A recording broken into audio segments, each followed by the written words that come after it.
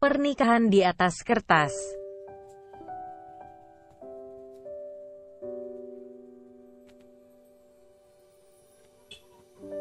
Jangan lupa subscribe ya, dukungan kalian untuk berkembangnya channel Novelku. Jangan lupa tersenyum, kamu berhak bahagia, setidaknya untuk orang-orang yang kamu sayangi. Jangan lupa jaga kesehatan ya.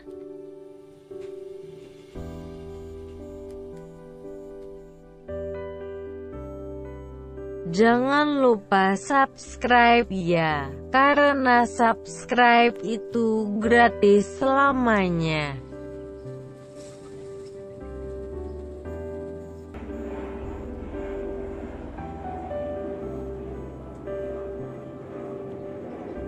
Chapter 122.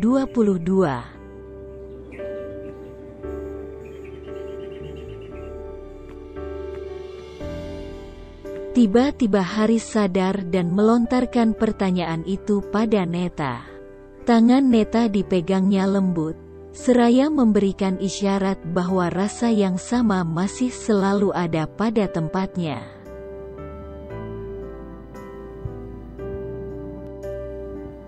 Seketika Neta menyadari keberadaannya yang di tengah anak-anaknya. Tapi di saat yang bersamaan, mereka semua juga mengharapkan jawaban yang terdengar baik. Jawaban yang selalu menjadi harapan dari setiap doa anak-anaknya. Aku harap kamu mau berkata jujur untuk menjawab pertanyaan aku ini. Aku mohon jujur pada diri kamu sendiri. Jujur sama hati kamu, dan jujur di depan anak-anak kita. Itu penting, Neta. Lirih Haris sambil tersenyum.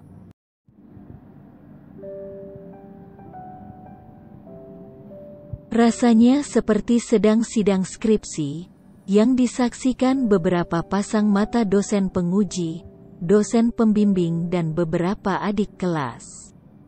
Sangat-sangat menegangkan. Semua mata tertuju pada Neta.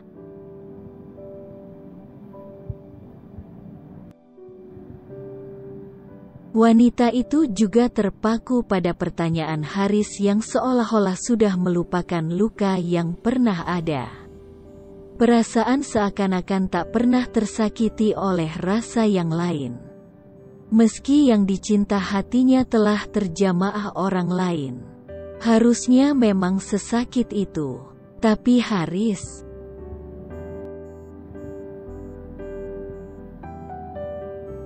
Haris, kamu itu manusia apa bukan? Kamu tahu kan apa yang udah aku lakuin ke kamu?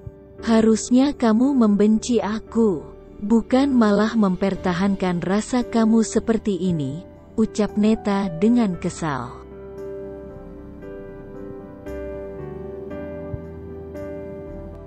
Sama seperti pertama kali ia mengenal Haris, laki-laki itu memang selalu memiliki segudang kata maaf untuk yang tercintanya. Selalu begitu, bahkan tak pernah berubah sampai saat ini. Allah aja maha pemaaf. Masa aku gak? Net, semua orang punya hak untuk memiliki perasaan, bahkan untuk memberikan hatinya pada siapapun yang dia kehendaki. Jadi kalau aku maunya mencintai kamu, lalu kenapa? Meskipun aku pernah terluka, itu gak jadi masalah untuk aku.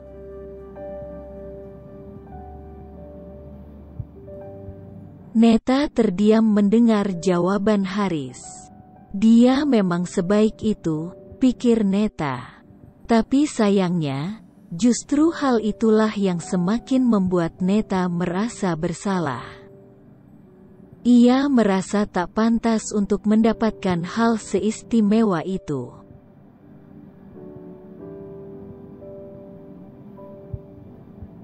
Haris, kamu kan tahu seberapa fatal dosa aku di masa lalu.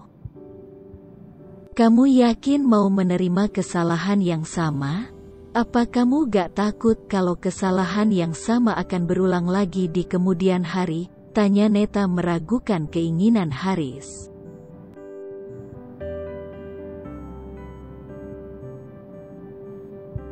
Tidak sama sekali. Setiap manusia pasti pernah bersalah, pasti pernah melakukan kesalahan. Setiap manusia punya kesempatan kedua untuk memperbaiki apa yang telah terlukai karena dirinya. Dan hati, itulah gunanya hati, untuk memaafkan, terlebih ada rasa yang masih terjaga. Sampai saat ini, jelas Haris.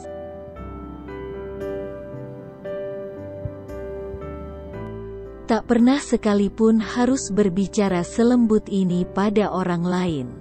Bahkan terhadap anaknya sendiri. Pribadi seorang otoriter yang penuh dengan teka-teki, membuatnya terlihat menakutkan. Tapi sayangnya, lembut perangai Neta mampu mendobrak itu semua.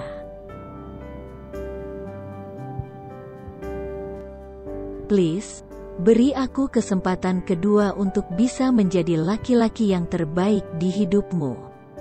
Aku janji, aku gak akan sia-siakan kamu dan menyakiti hati kamu lagi. Mohon Haris dengan mata berkaca-kaca.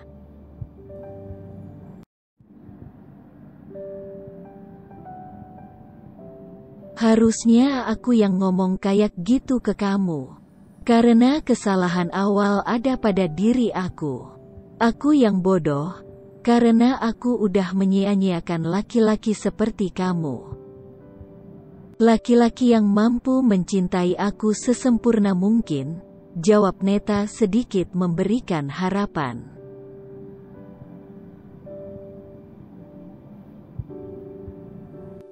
Mendengar jawaban seperti itu, Fauzan, Senja dan Agnes saling bertatapan mata sambil tersenyum. Secercah harapan yang membuat para pengharapnya menjadi sumringah. Jadi apa kamu mau? Kembali bersamaku untuk menemani sisa usiaku, sambil melihat anak-anak kita merawat cucu-cucu kita kelak, tanya Haris langsung pada intinya. Bantu aku untuk memperbaiki apa yang telah hancur ya. Dan terima kasih karena kamu masih mau menerima aku yang banyak kurangnya ini, jawab Neta sambil tersenyum. Haris tersenyum lebar penuh gembira. Hatinya penuh dengan sesak karena aura bahagia yang tercipta. Dia, wanita yang selama ini tak pernah jenuh mendiami hatinya, kini berbalik arah memenuhi hatinya kembali.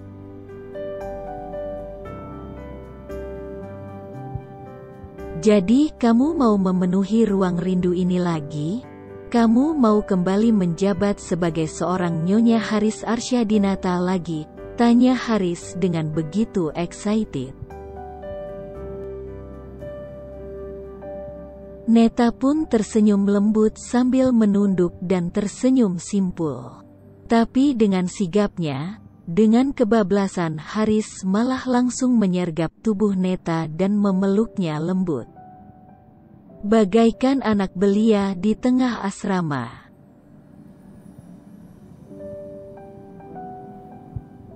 Hua aduh, main nyosor aja tuh tangan. Ingat umur kali pah. Udah kepala berapa itu? Lagi pula tayangan dewasa gak sebaiknya ada di rumah sakit sih. Kasian kan yang jomblo, gak ada bahan buat dipeluk. Sindir Fauzan sambil diam-diam merangkul Senja.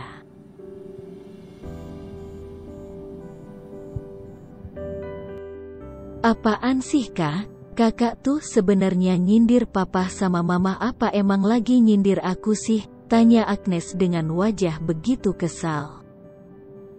Sumpah deh, nyebelin punya kakak kayak Kak Fauzan tuh. Kesel banget aku.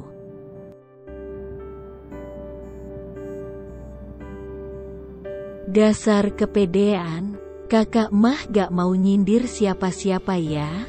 Tergantung siapa aja yang merasa kesindir.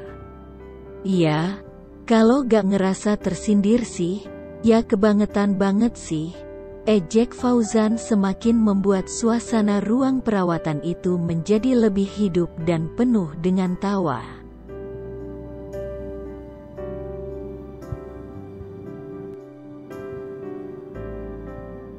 Agnes meremas-remas selimut dari ranjang pasien. Wajahnya ditekuk sedemikian rupa hingga tak berbentuk. Namun sayangnya hal itu bukanlah membuat iba sang kakak dan kedua orang tuanya. Tapi justru malah semakin membuat tawa menggema di ruangan. Terserah dah, terserah. Suka-suka kakak aja, biar kakak seneng. Punya kakak kok demen banget ngeledekin adeknya. Awas aja kalau sampai aku ada pacar, gak bakalan aku mau ngenalin ke kakak, seru Agnes sedikit mengancam.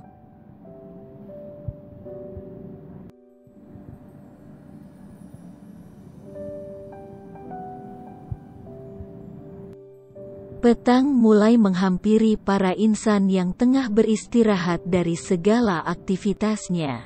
Mata yang mulai lelah, hati yang mulai kalut dengan segala masalahnya masing-masing. Bercampur aduk, bersatu menjadi emosi.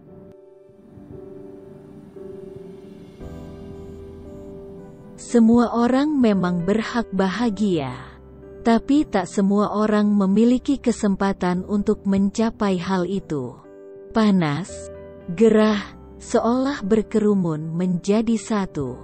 Bekerja sama membentuk lapisan amarah yang besar. Kak, sapa Clarlista mengetuk pintu kamar sang kakak. Boleh aku masuk ke kamar kakak? Aku janji, aku gak akan rusuk di kamar kakak. Beneran deh. Tak ada jawaban yang pasti. Karena rasa penasaran yang menggebu-gebu, akhirnya Clarlista pun langsung masuk ke dalam kamar Kevin.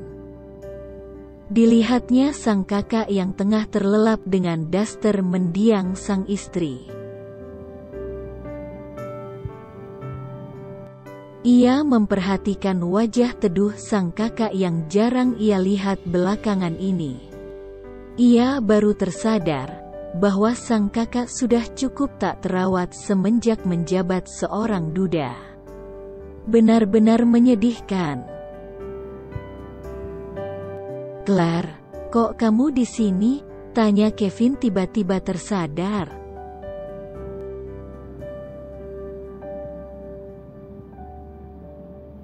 Iya kak, maaf ya, tadi pintunya gak dikunci. Jadi aku langsung masuk aja. Aku khawatir sama keadaan kakak. Kakak baik-baik aja kan? Tanya Clarlista yang begitu khawatir. Santai aja, kakak baik-baik aja kok. Kan kakak gak sendirian, ada Kak Valeri di sini. Dia nemenin kakak dari tadi sampai kakak tidur pules.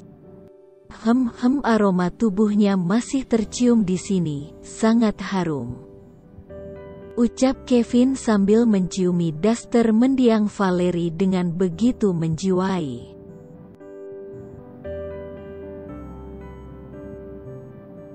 Cinta yang begitu besar, yang diberikan seorang laki-laki kepada wanitanya. Hal itu semakin membuat Clarlista tersadar, apakah hal itu akan selalu sama dirasakan oleh semua wanita, termasuk dirinya.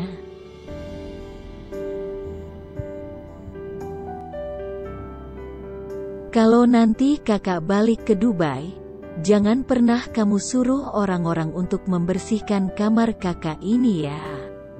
Apalagi membereskan semua baju Kak Valeri. Kak Valeri itu masih ada, Clar. Buktinya aroma tubuhnya aja masih selalu tercium di hidung kakak, masih sangat melekat. Hanya saja raganya yang tak terlihat lagi.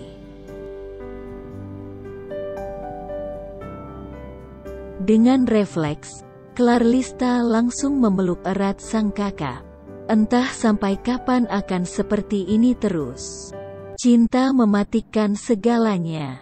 Dan sejujurnya, Clarlista sangatlah iri.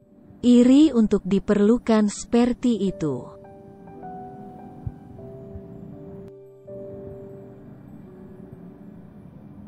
Sekarang aku percaya dengan suatu istilah yang pernah aku dengar saat itu. Bahwa seorang perempuan sejatinya akan diperlakukan seistimewa mungkin. Layaknya seorang ratu dari seorang raja di sebuah kerajaan besar. Tapi hanya jika perempuan itu menemukan atau dipertemukan dengan laki-laki yang sangat tepat, batin Clarlista menitikkan air matanya.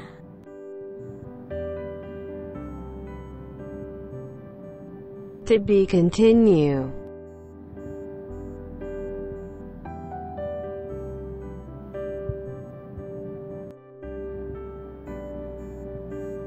Jangan lupa subscribe dan follow Instagramku Yao.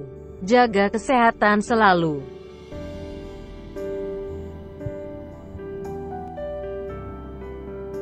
Thanks for watching.